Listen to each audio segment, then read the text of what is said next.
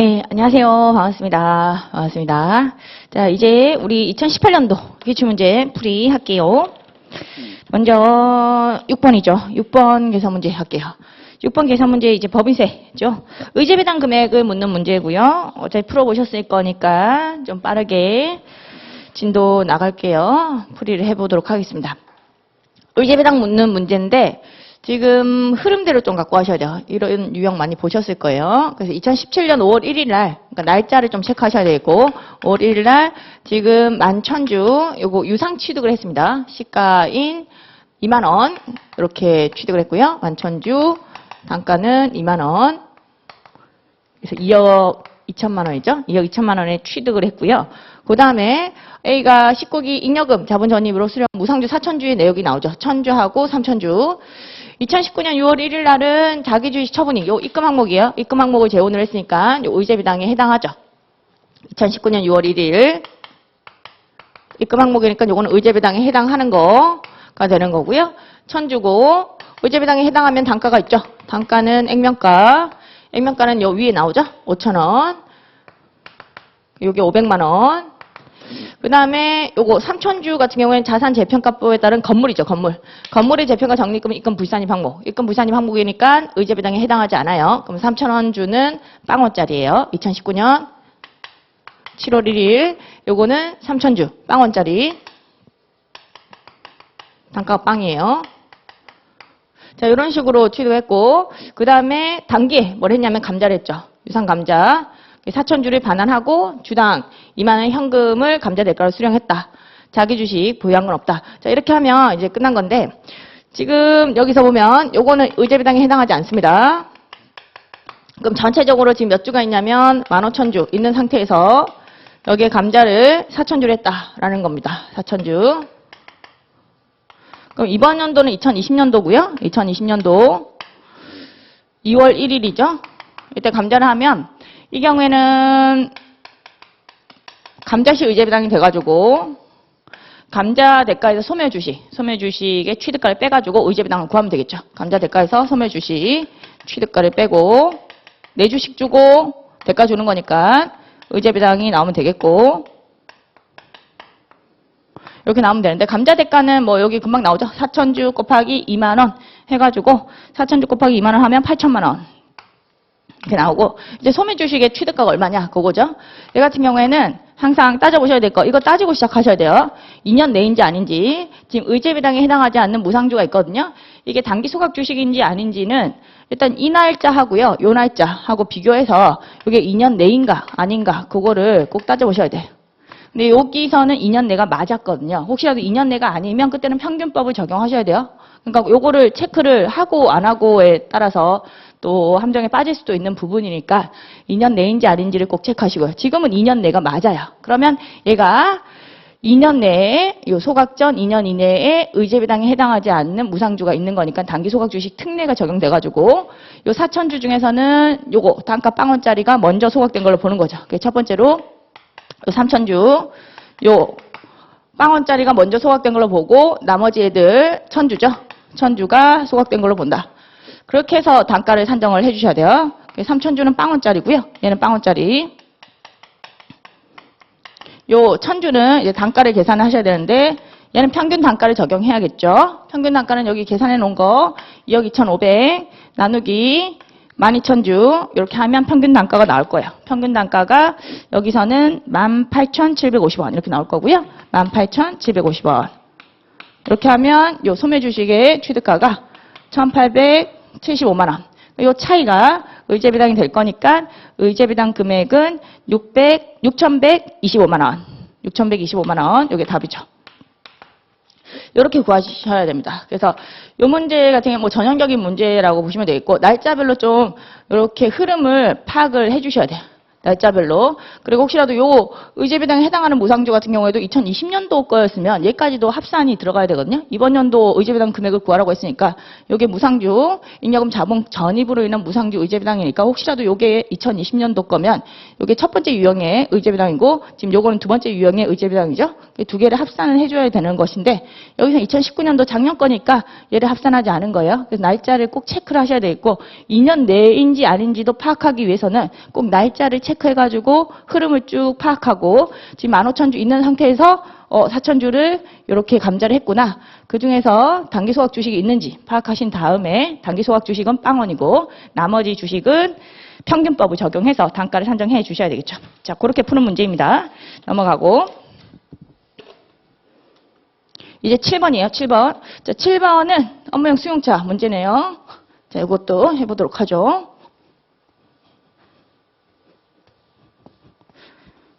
자, 7번 업무용 수용차 관련 유보 잔액을 물어봤거든요. 그러니까 세무조정 중에서 유보만 발라내시면 돼요. 유보만. 그래서 여기 제일 처음에 나오는 거, 뭐 1억 2천에 추리겠다 이런 내용이 나오죠. 제일 먼저 하셔야 될 것은 감가상각 15인 하셔야 돼요. 감가상각 15인 하고 이거 후에 사적 사용 비용 요 세무조정 하시고 그 다음에 엔드로 800만 원 초과분 그거에 대한 세무조정이 필요하죠. 감가상각 15인부터 하셔야 돼요. 제일 먼저 하셔야 될 거. 1월 1일 날 취득을 했거든요. 1억 2천만 원에. 그리고 관련 비용의 감가상각비가 1,800이에요. 1,800. 얘는 5년 정액법 강제상각이거든요. 강제상각. 그래서 1억 2천. 여기에 5년 정액법. 상각률은 5분의 1이에요. 5분의 1은 0.2죠. 5분의 1. 5년 정액법이니까 0.2가 되는 것이고 월할 상각은 지금 여기서는 1월 1일 날 취득을 했거든요. 취득일 항상 보셔야 돼요. 취득일. 취득일이 1월 1일부터니까 월할 상각은 필요 없죠. 이렇게 하시면 이게 2,400이 될 거고 지금 시인 부족액이 600이 발생했죠. 얘는 어떻게 해야 되냐면 송금 산입 마이너스 유보해야 되죠. 얘는 강제상각이에요. 강제상각 신고조정사항이죠. 얘는 결산조정사항이 아닙니다. 송금 산입을 하고 시작하셔야 되고 이것도 유보죠. 유보를 구하는 겁니다. 그리고 그 다음에 이제 사적 사용 비용 그거는 이제 감가상각비하고 그 외 비용 요 업무용 수용차 관련된 모든 비용들을 집계를 하는 겁니다. A라고 할게요. 요 감가상각비는 항상 예를 들고 하세요. 요거 우리 15인 후에 금액을 들고 와야 되겠죠. 15인 후에 송금 인정받은 거. 어차피 상각 부인액이 떠도 이만큼 상각 범위액만큼 송금 인정받을 거고 시인 부족액이 떠도 송금 산입할 거니까 상각 범위액만큼 송금 인정받아요. 그러니까 무조건 상각 범위액을 들고 오셔야 돼요. 상각 범위액 2,400 들고 오고 그 외 비용 여기 나와 있죠. 400 합치면 2,800이고 업무 사용 금액 같은 경우에 여기에 다음 페이지에 보면 업무 사용 비율이 주어져 있습니다. 업무 사용 비율이 보시면 80%라고 주어져 있죠. 운행기록부 작성 비치를 하고 있고 80%가 요 업무 사용 비율에 해당한다라고 했으니까 80% 때려가지고 요 업무 사용 금액을 발라내시면 돼요. 80%. 만약에 이제 운행기록부를 작성하지 않았으면 이게 1,500을 넘어가기 때문에 1,500까지가 이제 업무 사용 금액이 되는 것이고 1,500을 총하는 부분이 사적 사용 금액이 돼요. 이 비율도 2,800을 이제 1,500 나누기 2,800 그런 식으로 해가지고 업무 사용 비율을 꼭 산정을 해주셔야 되겠고 근데 여기서는 뭐 80%라고 했으니까 그거 그대로 적용하시면 됩니다. 2,240 이게 업무 사용 금액이 되겠고 자, 이것도 80% 그대로 때려주시면 돼요. 2,400에 80% 때리면 업무 사용 금액 안에 있는 감가상각비는 1,920이 되겠죠. 자, 그 다음에 업무 사용 금액을 빼면 사적 사용 금액이 나옵니다. 업무 사용 금액을 빼면 이게 560만 원. 이건 사적 사용 금액이니까 세무조정 송금 불산입하고요. 여기서도 보면은 임원 전용이라고 업무용 수용차 이런 내용이 나오죠. 이게 임원이 타고 다닌 거니까 임원은 소득 처분이 상여죠. 이렇게 해주시면 돼요. 그 다음에 우리가 뭘 해야 되죠? 800만 원 초과분. B 금액 안에 있는 감가상각비 요거 800만 원 초과분이에요. 800만 원 빼면 1,120만 원. 1,120만 원은 800만 원 초과분이니까 송금 무산입하고요. 감가상각비니까 유보예요. 이 감가상각비는 소득처분이 유보가 되는 것이고 만약 감가상각비 상당액이 나오면 기타 사유출 그런 식으로 소득처분 아시죠? 근데 여기서는 유보인 것만 물어봐가지고 유보인 거는 반란해보면 요거 하고요. 요게 있죠. 그래서 요거 두 개가 유보가 되는 것이고 그 유보인 거를 집계해가지고 유보 잔액을 계산을 해봐라 그렇게 나왔습니다. 그래서 요 같은 경우에 뭐 마이너스 600이 있고 1,120이 있죠. 합쳐가지고 520. 요게 답이 됩니다. 520. 뭐 만약에 전체 세무조정을 물었다고 한다면 요거까지 감안해야겠죠. 사적 사용 금액에 대한 송금 무산입. 근데 여기서는 유보만 물어봐가지고 유보가 나오는 세무조정만 집계를 해주시면 되는 부분. 자, 이렇게 푸시면 되겠습니다. 그 다음에 이제 9번 문제.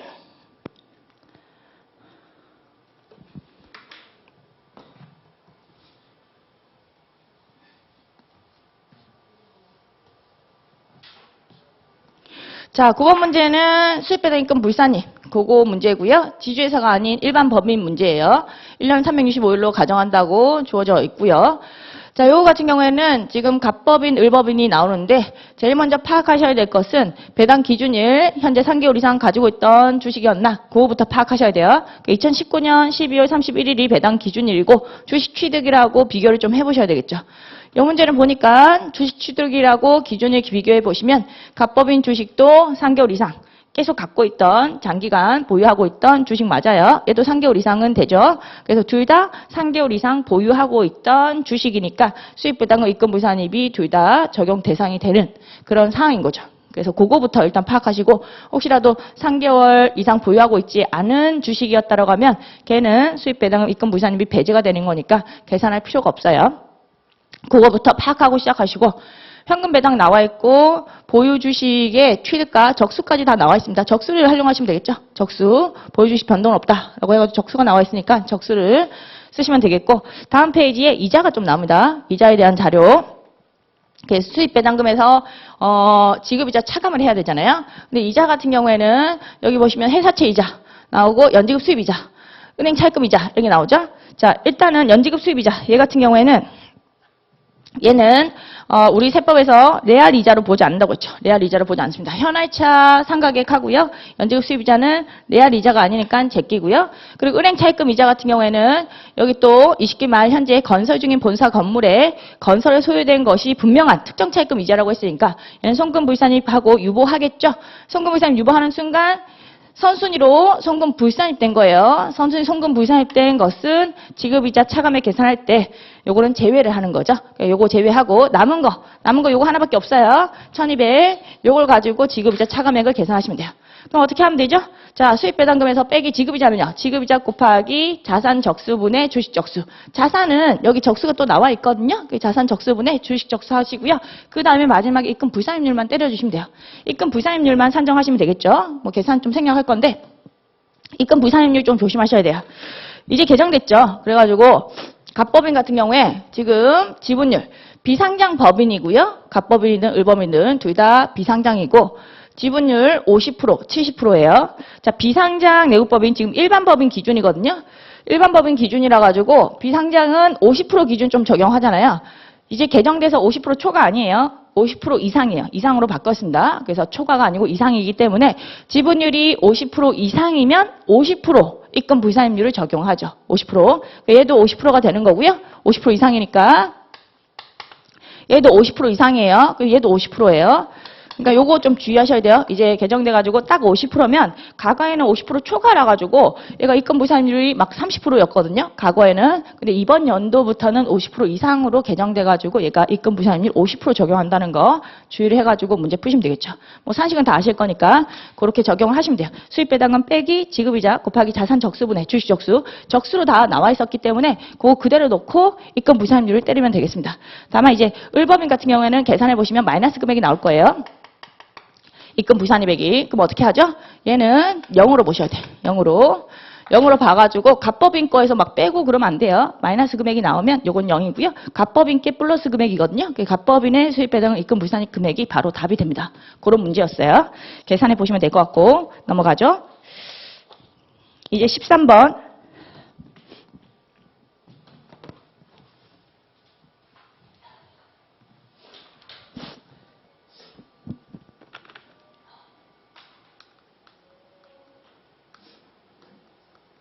자, 13번 문제. 13번 문제는 지정기부금 한도 초과액 계산한 것으로 옳은 것은 지정기부금에 대한 한도 초과액을 묻고 있고요. 제일 먼저 또 차가감 소득 금액부터 계산을 해가지고 기준소득을 만들어 주셔야 되겠죠. 여기 보시면 당기순이익이 나오죠?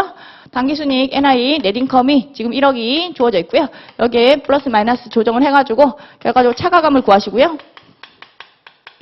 이거 베이스로 해가지고 하나 더하고 하나 빼가지고 기준소득을 만들어 주셔야 돼요. 하나 더하는 게 기부금이고 하나 빼는 게 2월 결성금 외워주셔야 되겠고. 자, 여기 법인세 비용이 있죠? 걔는 무조건 송금부산입 해야겠죠? 이 송금부산이 기타 사유출 이런 세무 조정으로 인해서 가산 조정하시고요. 그 다음에 손익계산서에 계상된 기부금의 내역이 나옵니다. 자, 법정 기부금, 지정 기부금 구분해 볼게요. 국방헌금 법정입니다. 사회복지법인하고 사회복지 공동 모금회하고 다르죠. 공동 모금회는 뭐 모둠회 이렇게 해가지고 우리가 법정 이런 식으로 기억하시면 좋겠고, 모둠회는 좋은 거니까. 근데 사회복지법인은 뭐라고 했죠? 지정이라고 했죠. 이렇게 구분하시고. 그 다음에 지방자치단체에 시가 1억 원인 토지를 정당한 사유 없이 1억 5천 고가 매입한 케이스가 나오고요. 지방자치단체 특수한 개인이 아니에요. 특수한 게 없는 자한테 고가 매입하면 정상가부터 산정하셔야 되겠고, 정상가는요, 시가의 130%, 그럼 요게 1억 3천이 될 거고요. 130% 해서 1억 3천인데 1억 5천에 고가 매입했으니까 2천만 원 더 주고 사온 거예요. 장부에 매입가액 1억 5천으로 회계 처리했다고 되어 있죠. 그럼 어떻게 해야 되죠? 1억 5천짜리를 1억 3천으로 바꿔주기 위해서 송금 산입해야 됩니다. 송금 산입, 토지 2천만 원, 마이너스 5 이렇게 토지를 감액하는 거죠. 자, 이렇게 토지를 감액하고요. 얘 같은 경우는 송금 산입한 거 세무 조정이니까 이쪽에 넣으셔야 돼요. 송금 산입 2천만 원, 요거는 송금 산입이죠. 마이너스 5 이쪽에 넣어주셔야 되겠고, 그 다음에 이 송금 산입한 거는요, 뭐가 되는 거죠? 기부금으로 의제가 되는 거죠. 기부금 의제 규정이에요. 기부금으로 의제되는데 어떤 기부금? 상대관을 보니까 지자체예요. 지자체, 지방자치단체에 나간 거니까 어떤 기부금? 법정기부금. 법정기부금이에요. 얘는 법정. 법정이 하나 더 있네요. 요거 국방헌금 말고도 이렇게 지자체에 나간 거 2천만 원 더 있습니다. 자, 이렇게 보시면 되겠고, 그 다음에 결손금 자료 나와 있고, 지난 작년에 정기 법정기부금 송금 산입 한도액 초과 금액이 나와 있습니다. 자, 그러면 이제 구하면 되겠죠? 집계해 볼게요. 법정, 지정. 법정은 두 개입니다. 700하고 2000 해가지고 2700. 그리고 지정은 하나 있죠? 1000만 원. 그래서 요거 합치면 3700 있죠? B금액. 자, 그러면 차가감 지금 집계를 해보면 차가감이 1억 9천만 원이 나오네요. 9천만 원. 9천만 원이 나오고 요거는 하나 더 하는 거에 들어가는 것이고, 기부금 하나 빼는 게 2월 결성금. 여기 다 나와 있죠. 700. 요거는 항상 하나 더 하고 하나 뺀다. 그게 기준소득이에요. 차가감에서 하나 더 하는 게 기부금, 하나 빼는 게 2월 결성금. 무조건 외워주시고. 그러면 요게 1억 2천이 나올 거고요. 1억 2천이 나오면 이제 한도를 구할 수가 있죠. 한도. 원래 왁구대로 가는데 막판에 이제 고려하셔야 될 것이, 이제는 조금 세무조정의 순서가 바뀌어가지고 지난 정기로부터 2월 된 송금 산입 한도 초과액이 있으면 얘부터 한도를 좀 만나야 돼요. 여기다가 하나 더 체크해 놓으시면 돼요. 하나 더 체크해가지고 요거부터 한도를 채워야 되겠구나. 그 생각으로 세무조정 좀 해주시면 되겠습니다. 한도 계산해 볼게요. 한도는 1억 2천. 요거에 50%가 법정의 한도가 되죠. 그러면 법정의 한도는 6천만 원이 될 거고, 요거부터 채우는 거예요. 정기로부터 2월 된 한도 초과액. 그럼 3,500 요거가 한도 내죠. 한도 내니까 얘는 송금 산입을 하셔야 돼요. 세무조정은 일단 송금 산입 3,500 마이너스 이거 기타 송금 산입을 좀 해주셔야 돼. 얘는 어차피 비용 계산 안 했으니까 정기로부터 2월 된 거는 송금 산입하고 시작하고, 얘를 송금 산입하는 순간 이제 한도가 얼마 남았죠? 요거 3,500 채우고요. 남은 게 2,500 남은 거예요. 그죠? 3,500 채우고 2,500 남았다. 그러면 이제 단기 거 한도를 만나는 거죠. 한도를 만났더니 한도 초과분이 있죠. 한도 초과분이 200 있죠. 200 한도 초과분이 있으면 얘는 송금 무산입 하셔야 돼.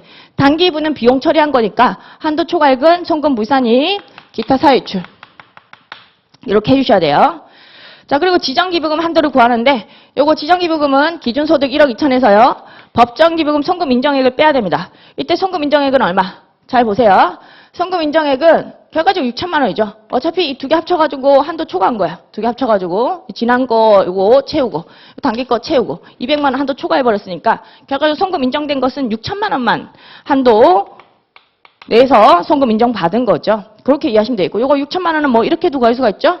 요거 송금 산입한 거 3,500이 있고요. 그 다음에 단기분에서 송금 불산이 200 대강했으니까 단기분은 2,500만큼만 송금 인정받은 거죠. 뭐 그렇게 하면 6천이긴 한데, 뭐 직관적으로 그냥 6천 두 개 합쳐가지고 초과했으니까 6천까지만 송금 인정받은 거죠. 여기에 10%죠. 이것도 내가 혹시라도 사회적 기업인지 아닌지 그런 거는 체크해 보셔야 돼요. 지금 여기서는 뭐 제조업을 영위하는 영리내구법인이니까 10%인데 혹시라도 사회적 기업이 나오면 내가 사회적 기업이면 그때는 20%가 한도가 되는 거니까 그것도 조금 주의하시고요. 이렇게 해보시면 얼마가 나오냐면 얘가 600만 원이 나오네요. 자, 그러면 400만 원 한도 초과하죠? 송금물산이 400 기타 사유주. 이렇게 하시면 되는데 여기서는 뭐 한도 초과액, 지정기부금 한도 초과액을 물어봤으니까 답은 요 400이 되겠죠. 400만 원. 이렇게 뭐 각사소득을 물어봤다라고 하면 요거 다 싸그리 들고 와가지고 플러스 마이너스 해서 차가감 9천에서 플러스 마이너스 해서 각사소득까지 구해주시면 되겠고 요 문제는 그냥 지정기부금 한도 초과액만 물어봤으니까 이렇게 400이 답이 되는 케이스예요. 자, 이렇게 하시면 되겠고 그 다음에 14번.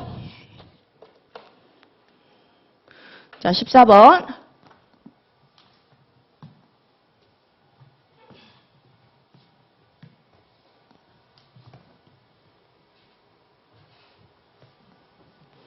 자, 14번 같은 경우에는 이거는 감가상각비 관련 문제네요. 그래서 법인세법상 장부가액으로 옳은 것은. 자, 이 문제가 함정이 있는 문제예요. 함정이 있는 문제인데 왜 그러냐면 이 문제 같은 경우에는 지금 상각을 할 때 마지막 연도가 들어온 거예요. 마지막 연도인 그런 문제입니다. 상각을 하는데 마지막 연도가 되면요. 그 경우에는 결과적으로는 미상각 잔액이 취득가액의 5% 이하에 해당하는 그 사업연도가 된 거예요. 그럼 미상각 잔액이 취득가액의 5% 이하가 되는 사업연도에는 상각 범위액에 그 5%를 다 가산을 해서 상각이 다 되도록 하거든요. 다만 비만가액은 또 1,000원 남겨둬야 되고 결과적으로 이게 마지막 연도라 가지고 답은 1,000원이 돼요. 1,000원 비만가액. 그렇게 되는데 이게 마지막 연도인지 아닌지를 파악을 잘해 주셔야 되는 문제입니다. 약간의 감이 좀 필요한데 정률법인 케이스 그렇게 나올 거고요. 정률법 그때는 약간 의심을 해보셔야 되겠고 보시면 뭐 3억 원짜리인데 취득가가 여기 수선비 200만 원 자본적 지출에 해당하는 수선비죠. 자산이 되어야 될 것을 어떻게 했죠? 자산으로 잡았어요. 취득원가로 잘 잡았습니다. 그렇게 해놓고 감루가 2억 8천이에요.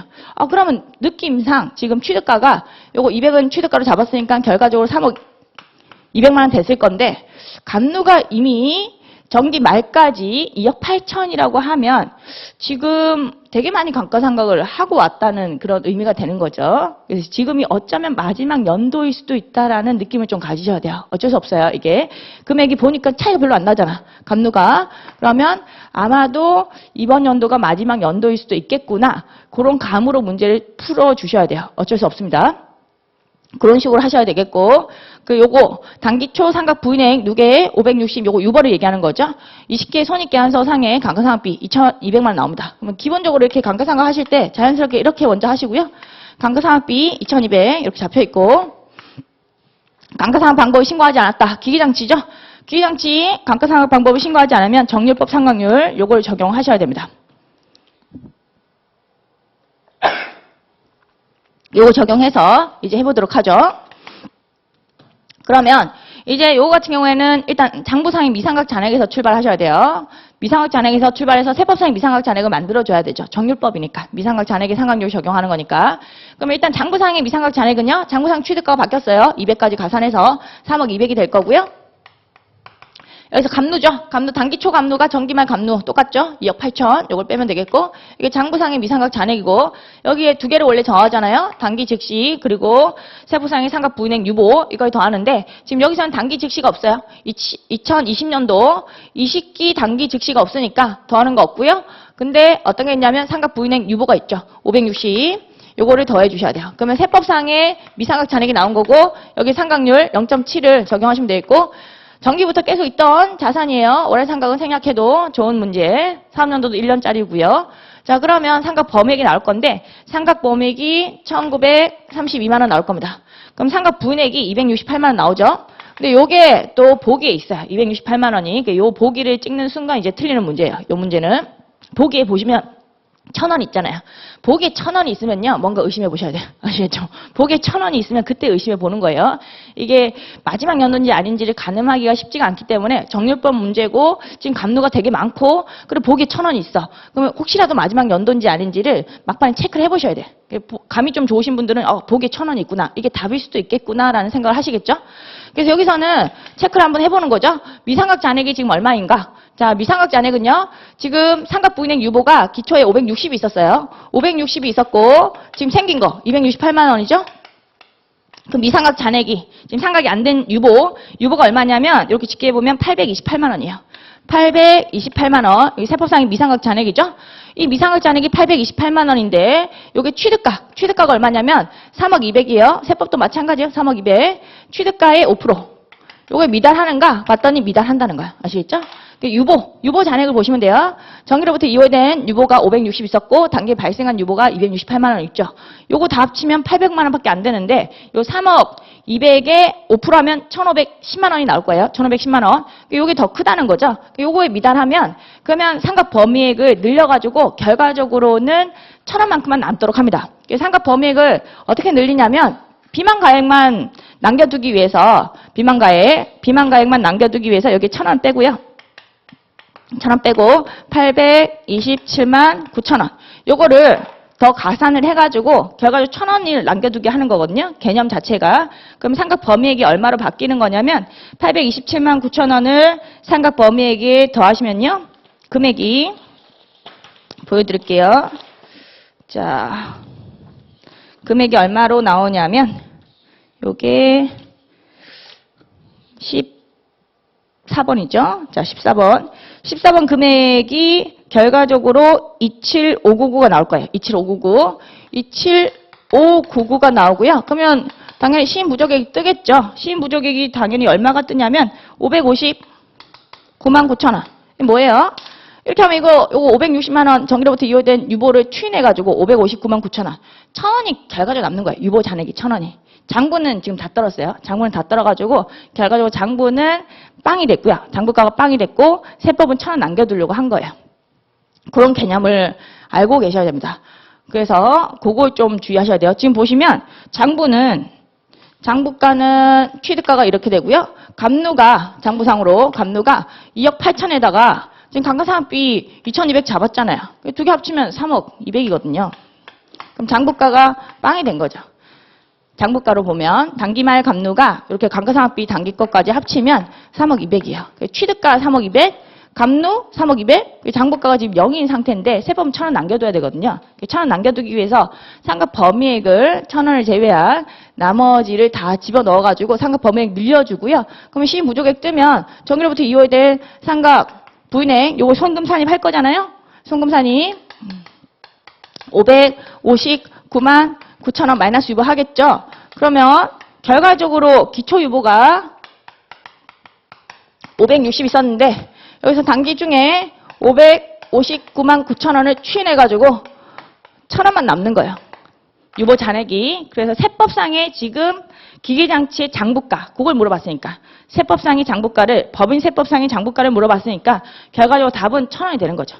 그러니까 요거 하나만 체크하고 바로 1,000원 찍으면 돼요. 아시겠죠? 요거 하나만 막판에 요 상각 범위에 상각 부인액 정기로부터 이후된 거 하고요. 그리고 지금 상각 부인액이 떴잖아요. 두 개 합치면 세법상의 유보잖아요. 유보. 지금 장부는 0이거든요. 장부는 0인데 세법은 유보가 있어요. 유보가. 그러면 이게 미상각 잔액이잖아요. 상각이 안 된 건데 그게 취득가의 5% 이하가 된다는 거죠. 5% 이하. 5% 이하가 되면 결과적으로는 마지막 연도가 되는 것이고 마지막 연도에는 이걸 상각 범위액 가산해가지고 결과적으로 상각이 되도록 하는 그런 컨셉이고 1,000원이 답이 되는 케이스입니다. 요거 하나만 체크하시고 제가 요거는 흐름을 좀 보여드리고자 계산한 건데 이런 것까지 하실 필요 없고요. 요거만 딱 체크하면 바로 1,000원 찍어야 돼요. 아시겠죠? 요거 체크하고 그렇게 이해하시면 되겠고 그 다음에 이제 16번 있죠? 요거 대손 충당금 문제 풀어보죠. 대손 충당금 기말 잔액. 요걸로 옳은 것은 기말 잔액을 물어봤습니다. 자, 재무상태표상의 기말 잔액을 물어봤다는 것은 뭔 얘기냐면 우리가 세무조정 BTD를 할 때 지금 요걸 물어본 거예요. 요걸 X로 둔 거죠. 그럼 T금액을 계산을 우리가 어차피 해야 되고요. T금액 계산하고 한도 초과액이 나와 있어요. 문제에. 그래서 요 B금액을 X로 두고 푸는 문제입니다. 한도는 여러분들이 구하셔야 되겠고 여기 한도 초과액이 여기 나오거든요. 세무상 대손 충당금 한도 초과액이 193만 9,960원 이렇게 나옵니다. 대충 190만 원 정도 이렇게 나왔죠. 요거 하고 이제 대손 충당금 한도를 비교하시면 돼요. 한도는 어떻게 구하죠? 한도는 설정 대상 채권, 세법상의 대손 충당금 설정 대상 채권 잔액에다가 대손율을 때리면 돼요. 대손율도 여기 나와 있거든요. 이 시기 대손 실적률이 2%다. 2%면 1%보다 큰 거니까 2%가 여기 나왔고요. 우리는 구하고자 하는 것이 요거 하나만 구하면 돼요. 1번. 세법상 설정 대상 채권의 잔액을 구하시면 되겠고, 요 세법상 설정 대상 채권의 잔액은 일단 장부상에 채권 금액이 나올 겁니다. 거기서 출발하시면 돼요. 지금 여기 보시면 장부상, 재무상태표상 대손충당금 설정 대상 채권, 매출 채권 4억이고 미수금 1억 원이고 합쳐보시면 5억이죠. 여기서 출발하시고 여기에 기말 유보, 단기 말 유보를 가감하면 결과적으로 세법상의 채권이 나와요. 여기 뭐 따로 설정 제외 채권 이런 거 없거든요. 업무관 가지금, 채무 보증을 위한 구상 채권 뭐 이런 게 없으니까 여러분들은 여기다가 바로 유보만 가감하시면 돼요. 자, 유보를 구해 볼게요. 유보는 대손금에 대한 그런 세무 조정을 해야지만 유보가 나오죠.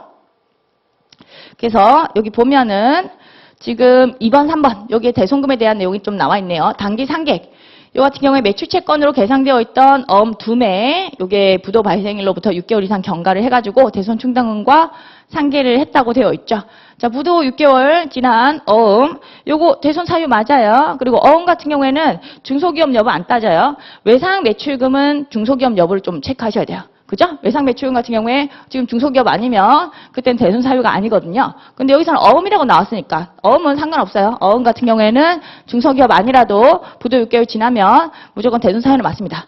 다만 어음 같은 경우에 한 매당 1,000원 남겨둬야 되죠. 그거 때문에 세무 조정이 필요하긴 합니다. 한 매당 1,000원이니까 여기서는 2매 2,000원 남겨둬야 돼요. 송금부의산입 2,000원 유보 할 거고요. 그러면 기초유보에서 출발해가지고 송금부의산입하면 2,000원이 더해지는 거죠.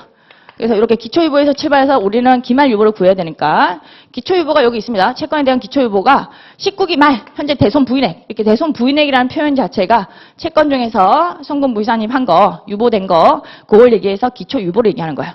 이게 400만 원이라는 거죠. 기초유보가 400만 원 주어져 있고요.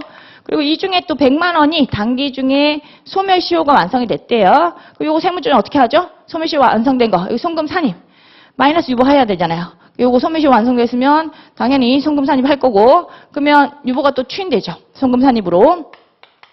그럼 기말 유보는 이렇게 가감 조정하시면 돼요. 요거 단기 대송금에 대한 세무조정 2,000원, 송금 부산입 유보. 그리고 요 100만 원 송금 산입 마이너스 유보. 이거를 기초 유보에서 가감해가지고 결과적으로 기말 유보를 잘 구해주시면 돼요.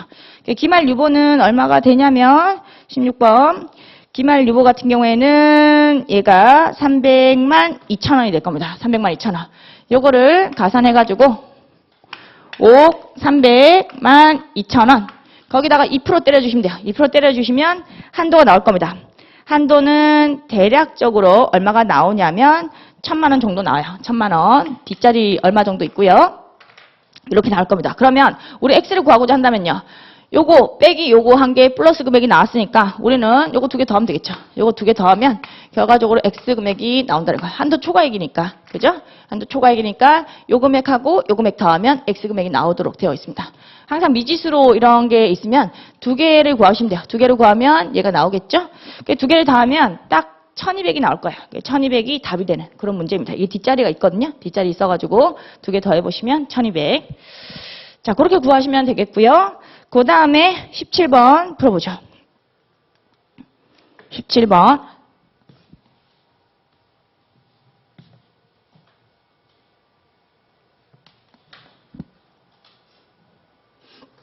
자, 17번 같은 경우에 부당의 계산 부인 규정 그건데 각 사업연도 소득에 미친 순영향 그게 나오죠. 이게 보면은 사택을 제공한 거예요. 소액주주가 아닌 출자임원에게 사택을 제공했습니다. 그래서 B씨하고 C씨한테 사택을 제공을 하고 있고요. 정기부터 제공했다. 뭐 18기부터 제공했다. 이렇게 나오니까요. 이번 기는 전체 1년치를 제공한 거니까 뭐 적수라든지 그런 거는 뭐 일수 같은 건 고려하실 필요는 없어요. 계산해 볼 건데 먼저 BC 뭐 보죠? BC라고 돼 있네요. BC, BTD 할 거고 여기서 이 함정이 있죠. 이렇게 2명 나오면 뭔가 함정이 있을 거다라는 감을 가지셔야 돼요. BC 같은 경우에는 지금 사택, 시가 나오고 보증금 나오고 월 임대료 나오죠. 이게 1년 동안 임대를 한 거라 가지고 월 임대료 15만 원 곱하기 12개월 해서 180만 원 나올 거고요. 그 다음에 시가인 임대료하고 비교해야겠죠. 약정 임대료하고 시가 임대료. 시가 임대료 같은 경우에는 지금 임대료의 시가를 지금 몰라가지고 요게 나와 있어요. 사택의 시가. 이게 나와 있거든요. 그래서 여기에 임대료의 시가는 불명하면 이렇게 나오죠. 불명하면 어떻게 하죠? 우리 법인세법에서 계산 산식이 있죠. 일단 요 사택의 시가 3억만큼은 보증금 받아야 돼. 3억의 50%만큼은.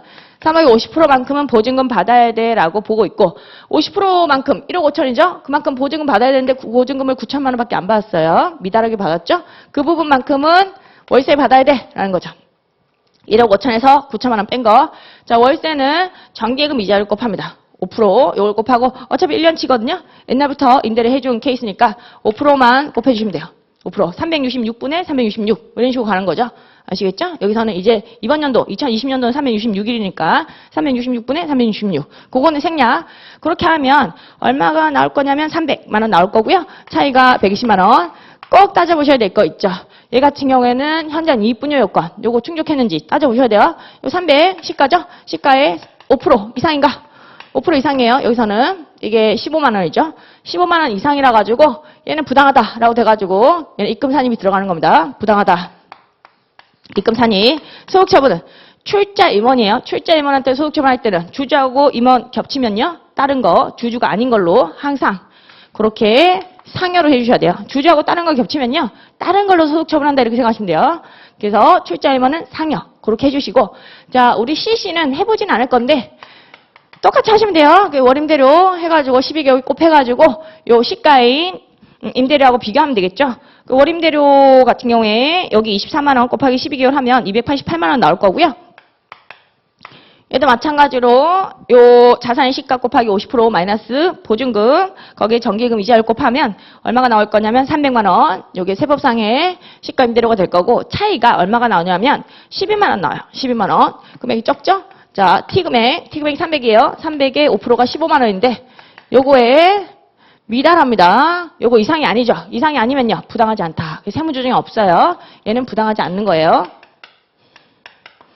그래서 요거를 잘 가릴 수 있느냐, 현장 이익분요 요건을 잘 챙기느냐, 그거를 물어본 문제라고 보시면 돼요. 그래서 요 시가의 5% 이상이거나 3억 원 이상, 그 경우에만 부당하다가 돼가지고 세무조정이 일어난다. 그거를 물어보는 문제니까 그걸 조심해가지고 풀어야 되겠고, 그 다음에 이제 19번 문제 보죠. 19번 문제는 고유목적 사업준비금 그거에 대한 내용이네요. 송금 산입 한도, 범위액. 고유목적 사업준비금 같은 경우에는 한도가 이렇게 계산돼요. 동그라미 1 플러스 2. 일단 특정 수익금액 이자 배당을 얘기하는 거고요. 이자 배당 같은 경우에는 100% 한도를 줍니다. 그래서 이자 배당 여기 나와 있거든요. 6천만 원, 2천만 원. 얘는 100% 한도를 주는 겁니다. 일반적인 정기예금 이자 이런 거는 100% 한도. 비영업대금의 이익은 특정 수익금액이 들어가지 않아요. 그런 거는 말고. 근데 여기서는 정기예금 이자니까 그대로 100% 한도가 적용되죠. 6천만 원, 2천만 원은 100% 한도. 비영업대금의 이익은 일반 수익금액에 들어가요. 1번 말고 동그라미 2번 카테고리에 들어갑니다. 그런 거는 조금 살펴보시긴 해야 돼요. 2번 같은 경우에는 일반 수익금액을 얘기하는 건데 사업소득 같은 거 그런 거에 대해서는 요거는 1번을 제외한 나머지 소득 같은 경우에는 한도 적용률이 100%가 아닐 수도 있어요. 이게 50%일 때도 있고 80%일 때도 있고 100%일 때도 있어요. 그런데 요 문제는 좀 쉬웠던 게 사회복지법인 같은 경우에는 얘는 100% 한도를 주는 법인이거든요. 사회복지법인은 100% 한도라 가지고 얘도 100%긴 해요. 근데 일반적으로 동그라미 2번은 50% 한도가 일반적인 케이스고 50% 한도 이렇게 사회복지법인인 경우에는 100%, 또 일정한 경우에는 80% 이런 식으로 50%, 80%, 100% 나뉘죠. 어쩔 수 없이 50% 적용하는 거, 80% 적용하는 거, 100% 적용하는 걸 좀 외워주시긴 해야 되겠고, 이거 같은 경우에 이자 배당 제외한 사업소득이 또 있죠. 9천만 원 요게 있고요. 이게 동그라미 2번을 적용할 때는 약간 어떤 식으로 적용하시면 되냐면 우리 지정기부금 한도처럼 적용하시면 돼요. 지정기부금 한도처럼. 지정기부금은 일단 법정기부금 막 송금 인정액 빼고 막 2월 결손금 그런 거 빼가지고 기준소득 그런 거 구해놓고 그렇게 한도 적용률을 때리잖아요. 그것처럼 하기 때문에 일단 뭐 법정기부금 있으면 그것도 빼야 되는 것인데 이 문제에서는 법정기부금이 없어요. 근데 뭐가 있냐면 2월 결손금이 있거든요. 그 2월 결손금 요건 빼고 시작하셔야 돼요. 요거 빼고 거기에 100%예요. 기본적으로 원래 50%지만 얘는 사회복지법인이기 때문에 100% 한도를 주는 법인이에요. 그래서 이렇게 해가지고 계산하면 답이 나오긴 합니다. 얘가 좀 쉽게 나왔죠. 결과적으로 요거는 8천만 원 나오고 요거는 7천만 원 나와가지고 1억 5천. 그래서 이런 구조로 구하는 거니까요. 좀 쉽게 나왔습니다. 19번. 자주 나오는 주제는 아니죠. 고유목적 사업 준비금은. 자, 이렇게 해서 한도를 구해봤고 이제 20번 문제 풀어보죠. 20번 문제는 또 요거는 소득세 문제네요. 자, 소득세 문제부터는 또 조금 쉬고 하죠. 우리가 매번 법인세 끝나고 좀 쉬죠. 10분 정도만 쉬고요. 바로 소득세 문제 풀도록 하겠습니다. 10분만 쉬겠습니다.